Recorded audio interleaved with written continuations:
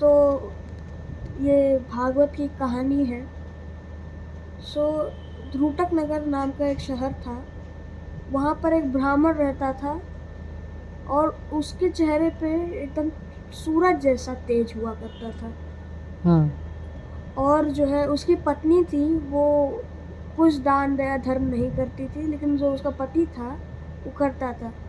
तो एक दिन क्या हुआ, जो है इन दोनों को ब्राह्मण ने सोचा कि हमारा पुत्र नहीं हुआ।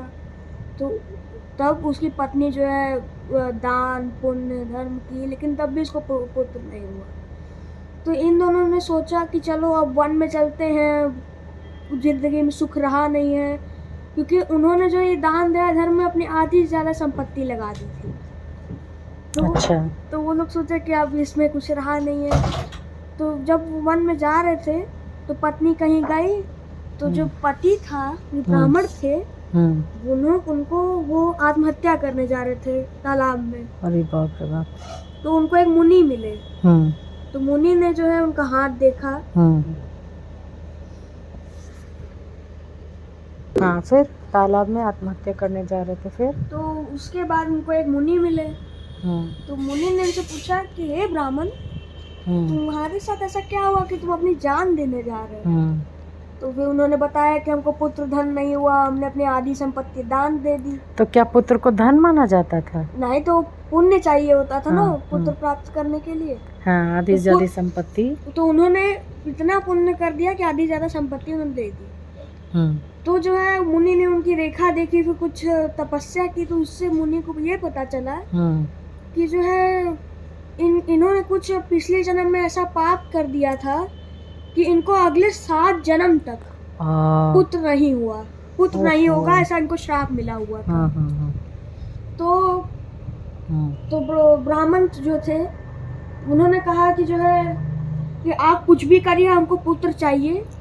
तो ब्राह्मण ने कहा कि मुझे पुत्र चाहिए, आप कुछ भी करिए, हमको पुत्र दिलवाइए, वरना मैं इसी शोक में इस तालाब में कूद के जान दे दूंगा। अच्छा। तो जो है ब्राह्मण ने एक फल दिया। अच्छा।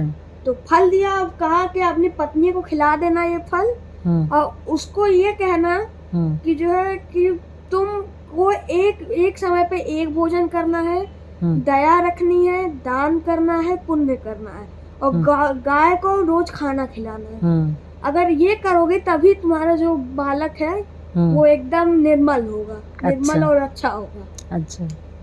तो जो है जब ब्राह्मण घर आया, अपनी पत्नी को फल दिया और कहा कि इसे खा लेना, और उसने कंडीशन बताई। तो जो है पत्नी ने कहा, अपनी उसकी बहन आई थी पत्नी की। अच्छा। जिसका नाम था धुंधुकारी। नहीं, पत्नी का नाम था धुंधुकारी। नहीं, वो धुंधुकारी की माँ थी बेटा, वो गोकर्ण धुंधुकारी की माँ। तो उसकी बहन आई थी, तो जो है जो ब्राह्मण की पत्नी थी, कही कि जब बच्चा पैदा होता है, बच्चे के लालन पालन पोषण में इतनी तकलीफ होती है, मैं एक साधारण सी अबला महिला, मैं कैसे ये सब दर्द सह पाऊंगी। तो उसने जो है उसको बहन को बच्चा होने वाला था, उसकी बहन के साथ उसने ये डील की कि तुम मेरे पति को थोड़ा पैसा दे देना, तो वो तुमको अपना बच्चा दे देगा। अब जो तुमको अपना बच्चा देगा, तो जो है तुम उसको अपने पति को दिखा देना, और हम रात बिरात आके उसको पालती भी रहूंगी। तो ठीक है, चलो ये एक्सेप्ट हो गया। तो वो जो फल था उसने उसको एक गाय को खिला दिया। अब गाय भी जो है गाय को खिला दिया। फिर जब वो बालक पैदा हुआ उसकी बहन को, तो ब्राह्मण को दिखाया गया कि देखो पुत्र हुआ है। ब्राह्मण बहुत खुश हुए, क्योंकि बहुत तेजस्वी ब्राह्मण थे, इसलिए पूरे गांव को दिखाया गया कि देखो ब्राह्मण को बच्चा हुआ है, कितना अच्छा है। और उसी वक्त उनकी गाय को भी बच्चा हुआ। कहाँ से बच्चा हुआ? और वो भी एकदम इंसान रूपी बच्चा था। कहाँ से पैदा हुआ? कान से? नहीं कान से। तो जो है बच्चा पैदा हुआ, और उसके जो कान थे वो गाय जैसे थे। तो जो ब्राह्मण थे उनको लगा कि इसके कान तो गाय जैसे हैं, तो जो है तो उसका उन्होंने नाम रखा गोकर्ण। अब वो इतना सुंदर था देखने में, इतना वो था कि जो है उसने 15 साल में सारे वेद का पाठ करके उसको समझ लिया था। और जो है और जो दूसरी तरफ जो धुंधकारी थी, धुंधुकारी जो लड़का और था। जो लड़का था तो धुंधकारी उसका नाम पड़ा अपनी माता के नाम पर। वो इतना बेकार था, वो लड़कियों के साथ रहता था, लड़कियों के साथ सोता था। तो एक दिन हुआ यूं कि वो अपनी माँ को पीटने लगा। हाँ। माँ को पीट दिया तो और बाप को भी पीटा। तो जो है उसके पापा गोकर्ण के पास गए। गोकर्ण ने उनको बताया कि जो है सिर्फ प्रभु की भक्ति में सब कुछ रखा है और किसी चीज में कुछ नहीं रखा है। आप बन जाइए, प्रभु के गीत गाथा सब सुनिए, उसी में ही पूरा संसार कटेगा और किसी चीज में संसार नहीं कटेगा।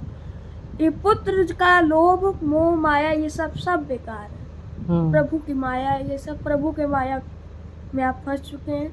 आप जाइए वन में तपस्या कीजिए।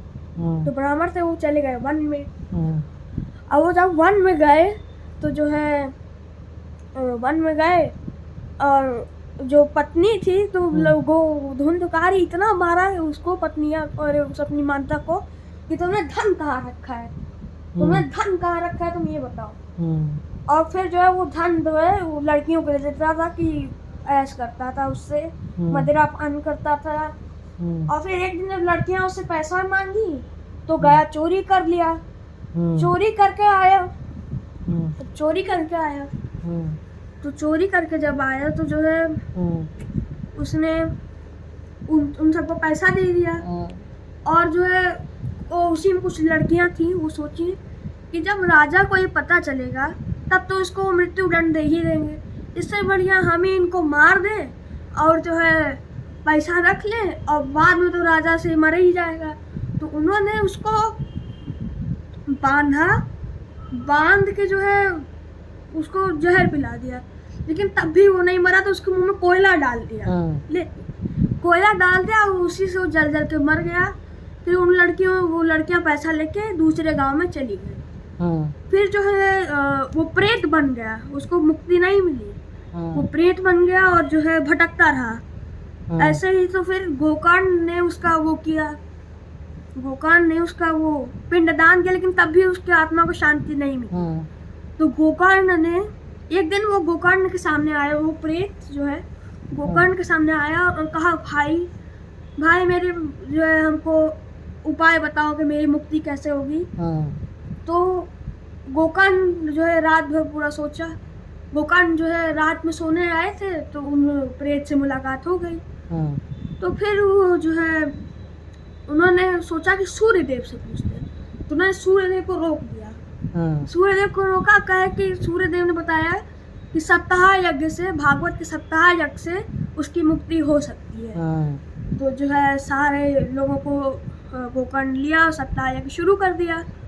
सप्ताह यज्ञ शुरू करने पे जो है वहाँ बांस थी। क्या नाम है, बांस का कोटर।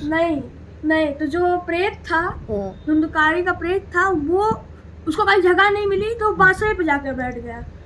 अब जो सूखी बांस की गांठ होती है, सूखी बांस की गांठ होती है, 7 दिन पाठ हुआ, 7 दिन एक गांठ फटी। एक गांठ फटी और फिर जो है गोकर्ण को स्वयं भगवान लेने नीचे आया। और जो अन्य लोग बैठे थे जो कथा सुने उनको एक यान लेने आया नीचे। तो जो है भगवान, फिर जो गोकर्ण था भगवान से पूछा कि सर ऐसा भेदभाव का है, कथा तो सबने सुनी है, आप गोकर्ण को लेने एकदम स्पेशली आए हो, इन सबको यान बैठा के ले जा रहे हैं। तो जो है भगवान कहे देखो गोकर्ण ही ऐसा था जिसने कथा सुनी, उसको समझा, उस पर चिंतन किया। और जो बाकी थे इन्होंने भी चिंतन किया, लेकिन इनका ध्यान भटक जा रहा था चिंतन करते वक्त। तो जो है अगर ये लोग एक और बार कथा सुन लेंगे तो इनको मोक्ष की प्राप्ति हो जाएगी। तो उन्होंने जब भगवान ने गोकर्ण को गले लगाकर जो है अपने अंदर ही समा लिया। और बाकी जो मुनि थे उनको वापस कथा सुननी पड़ी। बाद में वो भी मोक्ष में आ गए। इसी पे तुमको एक बात बताना, जब मैं ये कहानी सुना रही थी तो तुम्हारे पापा सुन रहे थे ये कहानी, मेरे बुखार